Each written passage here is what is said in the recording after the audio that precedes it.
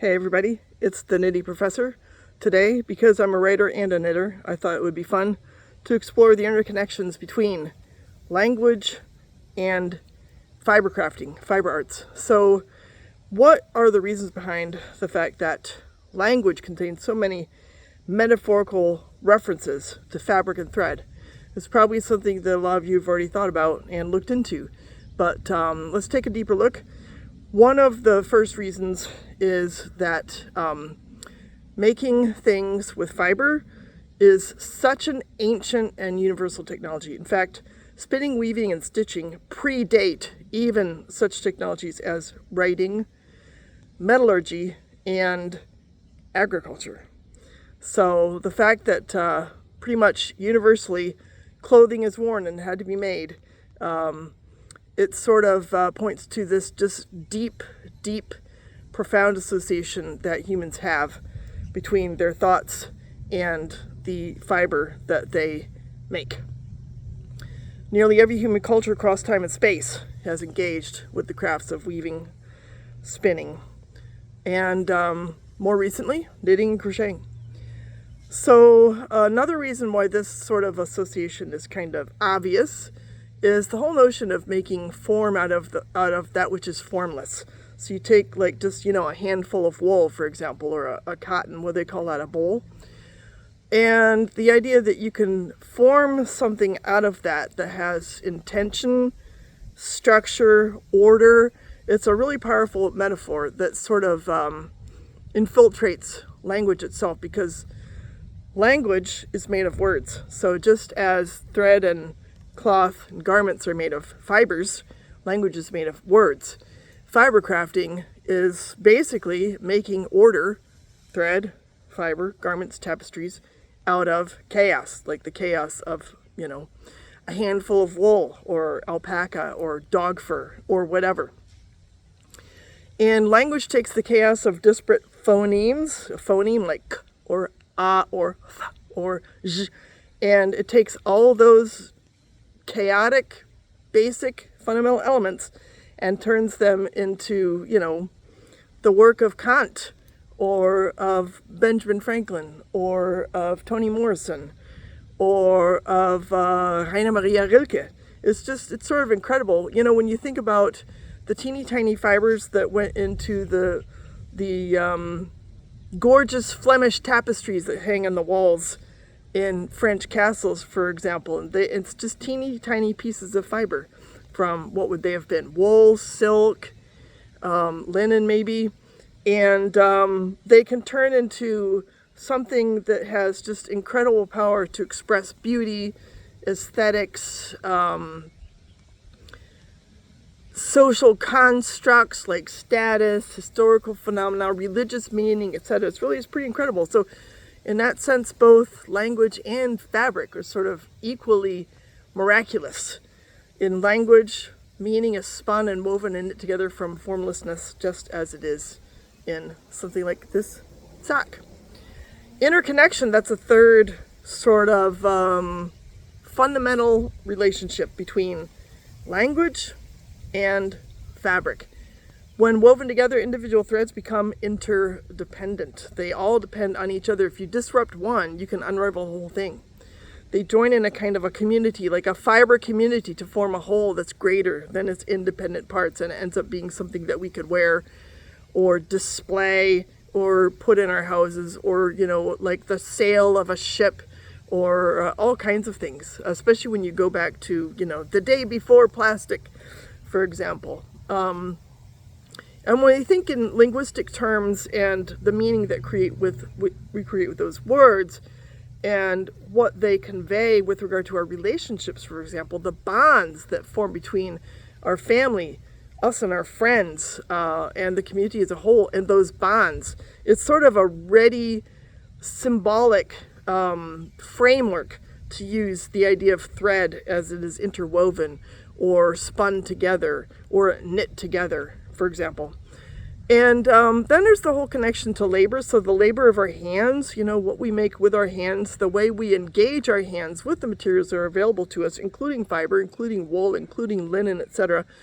You can look on it as sort of a cumulative and meaning building kind of enterprise. Just as the work of spinning, for example, makes a lengthening thread, and weaving grows a fabric row by row, we can tell stories line by line, word by word, line by line of text. And you can create and preserve memories, for example, or historiographies, or, sagas that interweave, communities together and bring together the strands of human experience in narrative form. One of the things that I really enjoyed studying when I was majoring in German at the University of Pennsylvania was medieval literature, because historically it all goes back to oral tradition. And the bards and the poets literally had to memorize all the lines of the stories that they would tell. And the components would be made up, for example, of alliteration. And I remember in our German classrooms, we talked a lot about Stabreim. So the idea of a Stab or a stave. And so much of it was connected together, not by Endreim, or the final rhyming of the lines, that came later, but by the initial rhymes of the words. So all of those little building blocks, again, it goes back to phonemes, the idea that certain sounds can repeat and link together in a motivic kind of way, the connected thoughts that are sort of being unfurled as the storyteller would tell whatever, could have been an Arthurian romance or something related to the history, maybe the royal lineage of the king, or it could have had to do with Christianity or whatever it is. It's really interesting to compare this, the step-by-step labor of spinning thread, weaving the weft across the warp, or stitching something together, and to compare that with doing the same thing with your characters, the symbols, and the events, and sometimes the places that are all invoked in creating, in my case, novels, for example. So it's a really powerful and meaningful metaphor, and it's something that sometimes I think I ought to bring it out more when I'm writing.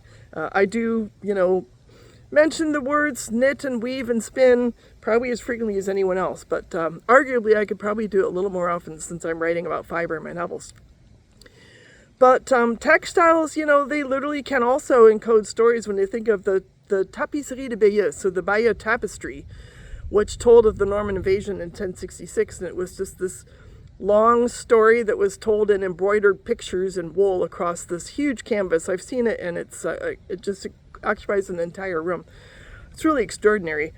We can look on such textiles as encoding stories and genealogies, and fabric itself in that form, like tapestries and this kind of thing. It's sort of a living archive, much as language has the same effect. Then there's the notion of fragility, which is an interesting one, because back in the day we didn't have fast fashion. You would have a garment and you would be reliant on it for decades, and especially if you were poor. You can think of, notions to tattering, and there were garments that were just nothing but patches. That was it. That was all that was left of them. The fragility of fabric was real for people. They can fray and they can unravel. And the same is true for things that we talk about using language, such as relationships, friendships, even situations, can unravel like a piece of fabric. And sometimes all it takes, again, as I said before, one thread to come loose, and the whole structure is then subject to ruin. And that can be case, just thinking back to my own family and how a drink, alcohol, all my brother had to have was a drink or two, and then his relationships were no longer functional, and things unraveled. And then we had to patch them back up and do what we could with whatever means that we had to fix or mend, just like fabric, our relationships. And our linguistic resources help us to ascribe meaning, to navigate these situations. And fabric as metaphor is extraordinarily helpful when it comes to using language to help us to make order out of chaos. So we can sort of look on this as the reference to fabric and fiber as metaphor, as enabling us to make abstract concepts tangible. So references to these ancient crafts, we see those even in fairy tales and Greek mythology. They enable us to create concrete associations that link the structures that are inherent in fiber crafting to the structures that maintain the order in our attempts to attach meaning to even abstract things, not just like love and family, but things like time or community, fate, all these kinds of things. So having explored some of these connections, let's look at a few examples. Some of them are going to, you're going to think of them yourself, right? If I inserted a quiz here, give me 5 metaphorical uses of fiber crafting in language, you would come up with them right away. So one of the first ones is spinning a yarn. One of the things that we can think about as far as spinning goes is the day, which was probably not so long ago, when women formed communities with their spinning bees across Europe. And they became such powerful loci of female bonding, sharing, gossiping, exerting their agency, that they were deemed dangerous. So sometimes the idea of spinning yarn is associated with telling tall tales or with lying. But it also can just have to do with the sheer length of stories. For example, one of the origins of this expression is that sailors told stories on their ships while they were spinning rope over the course of long voyages. So spinning a yarn can just be any kind of entertaining narrative, but it can also be one that arguably might strengthen the agency of female spinners. So it's got a lot of interesting associations. You can lose the thread of something, lose the thread of maybe an argument, lose the logical line of thought or in a narrative. And that goes back to the idea of building, again, order out of chaos. That thread is an indication or a concrete manifestation of continuity. So, for example, if you drop a stitch in your knitting, right, that can disrupt the entire structure of the fabric. And if you lose the thread of what you're talking about under the influence of, it could be stress or trauma or whatever it is, it can have profound impact on the meaning that you're trying to construct from your life, and which sometimes becomes very difficult when we undergo stress or trauma or whatever it is, grief. Here's another expression that a lot of people have heard: a stitch in time saves 9. And the idea behind that being that early intervention can head off severe problems. And this relates to the idea of mending and how sometimes if you catch fabric unraveling early, you can fix it right away. But if you wait too long, then you can have a real disaster to deal with, and you might regret hesitating to fix things before they got so bad. Hanging by a thread, that's a metaphor that a lot of people can relate to or have heard when you're in danger from something and you just hope that that one thread will hang on so that you can maintain your hold on sanity or safety or whatever it is.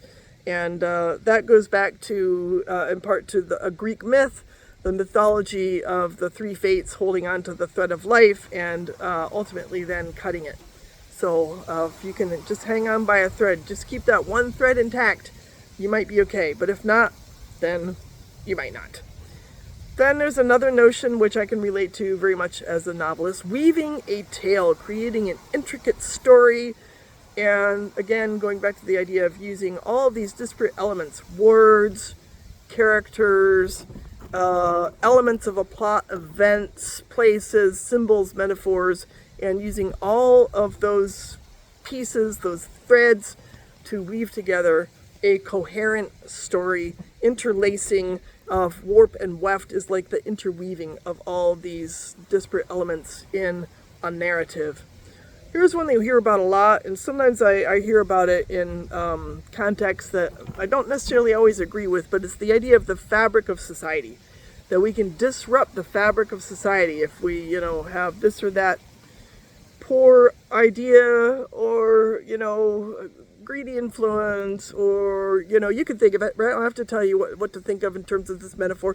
The idea of the structure and interconnections of social systems, again, relating to the warp and the weft, and relating to the fabric that is made by interlacing threads. So, you know, if you study sociology, you look a lot at structures. In fact, I've done a lot of investigation of the very notion of structuralism.